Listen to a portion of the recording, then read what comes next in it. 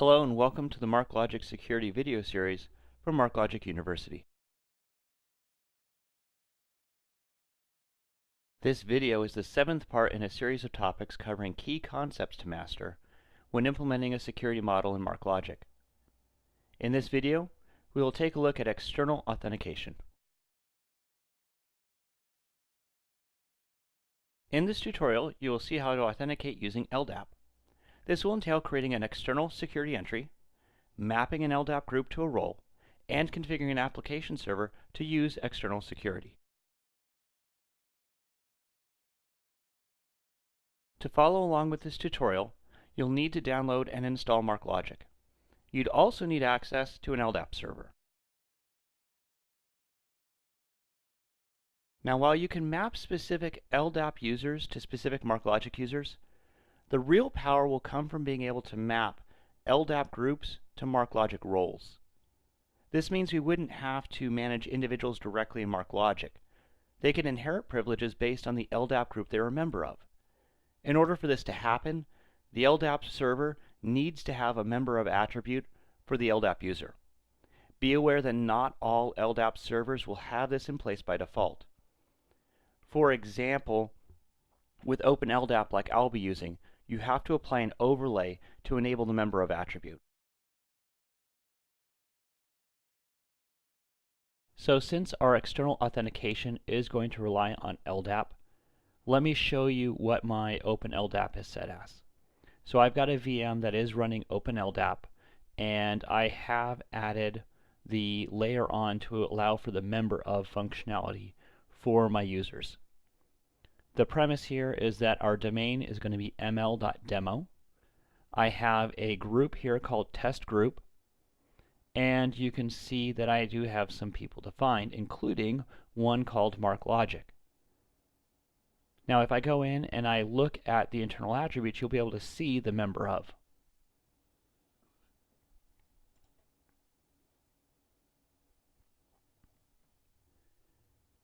And right here is the member of attribute. Now, notice how this is laid out. This is a very explicit method of listing the test group, right? It actually has the test group, the fact that test group is in group is in ML, and ML is in demo. I'm going to want to keep that in mind for when I go to set up my external authentication inside of MarkLogic, because ultimately I'm going to map the test group here in Ldap to a role in MarkLogic.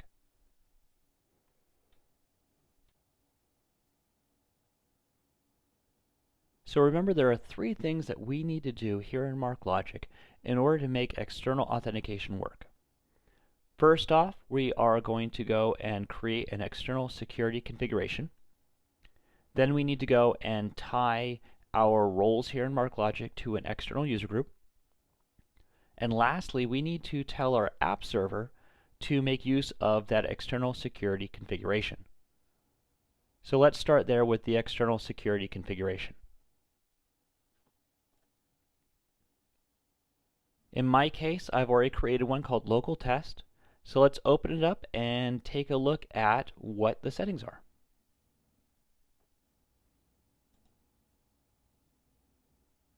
Now, as is so often the case with the admin interface, it is going to start off with a number of our values here pre-populated with best guesstimates. And we are welcome to make adjustments to that. And of course, there are certain fields that we're going to have to fill in. For example, we need to give our external security configuration a name. I went with local test. You can then go and give it a description. For the authentication, I am going with Ldap. We will have the ability to actually expand the horizons a little bit and also utilize the MarkLogic internal security database, but I'll show you how to do that when we set this to the app server. I need to specify my Ldap server URI. Now this is the IP address of my Ldap VM, and notice that I do have the port number on here as well. I'm using the default port of 389. Of course, you're going to have to make sure that this is configured for your particular environment. Also for your environment, you'd have to specify the appropriate Ldap base. In my case, my credentials that I am going to be searching through, they're under the people header in my MarkLogic demo domains. And so that's what I put in as my Ldap base. Obviously, if your Ldap is organized a little bit differently, you're going to need to put in your fully realized base there. Okay, so where are your credentials living? And what is the actual attribute that holds the credential name itself? In my case, it's UID, but again, you need to go and adjust to fit your particular needs.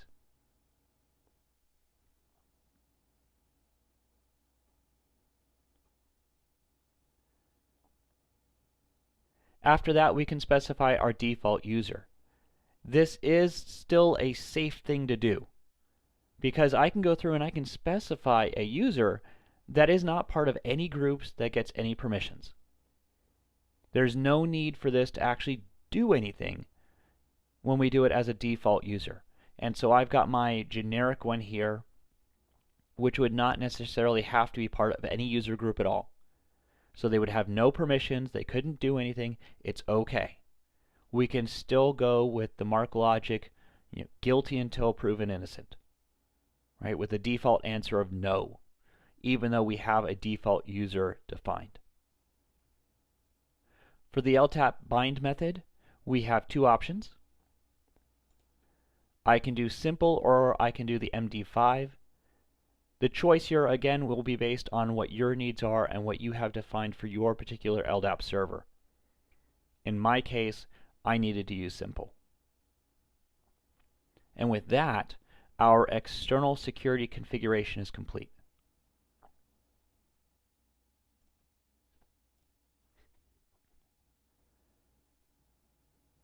So now that I have defined an external security configuration, I can start to tie our roles here in MarkLogic to our user groups that are in that particular Ldap system. So let's go and take a look at that.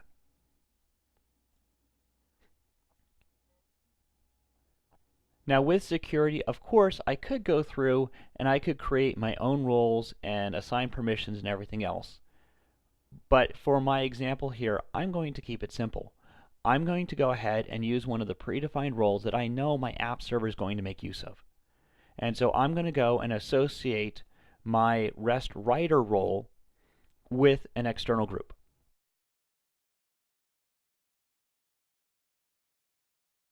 So here's my REST writer role. And notice for the external name that I went ahead and I have now given it that fully realized name. You can't just put in the name itself. You have to actually put in how it's nested. So in this case here, it's test group, but that's in a group that's in ML that's in demo. So you have to have that completely spelled out appropriately in order for this to function. You could specify multiple external names, so maybe you want to have a number of different user groups to fall under the auspices of REST writer. You're more than welcome to do so. The nice thing with doing this with our role and with the group is that I'm not having to manage individual users. As the users log in, we will be able to bring back their list of groups because of the member of attribute, and we will compare that here in our roles, and because of the roles, they will have the appropriate permissions. The users themselves will actually be created temporarily within the MarkLogic environment. It is not a permanent thing. I don't have to manage that. If you do want to manage all the users here in MarkLogic, you're more than welcome to do so. And you can define external names for them, much like we're doing here for our roles. We now have 2 out of the 3 items completed. We have created our external security configuration, and we have associated a user group with a role here in MarkLogic. The last thing that we need to do is we need to tell an app server that we want to make use of that external security configuration. In my case, I went ahead and I created a very simple app server called Top Songs, and that's what I'm going to configure. So here's my configuration for the Top Songs app server, and the external authentication stuff is about halfway down. So for this, I can go ahead and I can set my external security dropdown to be the appropriate configuration as you have defined it. In my case, I went ahead and I selected local test, and that itself may be enough for you to make use of external authentication. But there is something else to keep in mind. Right above that is the internal security setting. And with that, I can decide whether or not we want to make use of the internal security database in addition to our external security. This is not an OR situation. It actually allows for an AND situation. But do bear in mind that if I have this set to true, the internal security database is going to take precedence over the external Ldap. Meaning if I have credentials with the same name in both places, it is going to utilize the password, the authentication, out of the internal security database and not go to Ldap for it. But this does allow me to have both worlds represented in the same app server if I so desire. So I've got all three things defined now for my external security, and I can see that my app server is running on port 7010. So let me go and try this out. So here we are attempting to access my app server on port 7010. It's asking for credentials. I'm going to go ahead and try to log in.